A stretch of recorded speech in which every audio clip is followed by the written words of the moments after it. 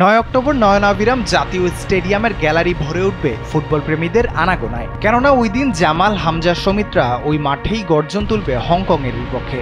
ম্যাচটির সব টিকিট শেষ হয়ে গেছে চোখের পলকেই। এএফসি এশিয়ান কাপ ২০২৭ বাছাই পর্বের গুরুত্বপূর্ণ এই লড়াইকে সামনে রেখে অনলাইনে টিকিট বিক্রি শুরু হয় রোববার দুপুর ২টায়। ঘণ্টাখানেকের মধ্যেই সব টিকিট শেষ হয়ে যাওয়ার ঘটনাই বলে দেয় কয়েক মাসের বিরতির পর আবারও দেশে ফিরছে ফুটবলের জোয়ার।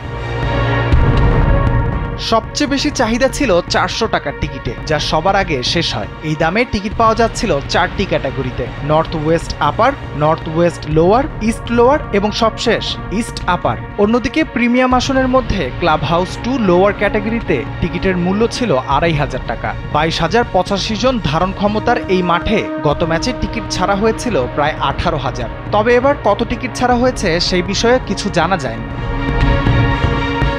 ৯ অক্টোবর রাত ৮টায় জাতীয় স্টেডিয়ামে কিক অফের আগে লাল সবুজ জার্সি গায়ে সমর্থকদের উপস্থিতি দলকে বাড়তি অনুপ্রেরণা দেবে। গেট খোলা হবে বিকেল ৩টা থেকে। টিকিট নিয়ে ভক্তদের এই তীব্র আগ্রহই প্রমাণ করে হংকংয়ের বিপক্ষে ম্যাচটিতে উৎসবে রাঙাতে কতটা মুখিয়ে আছেন দেশের ফুটবল প্রেমীরা।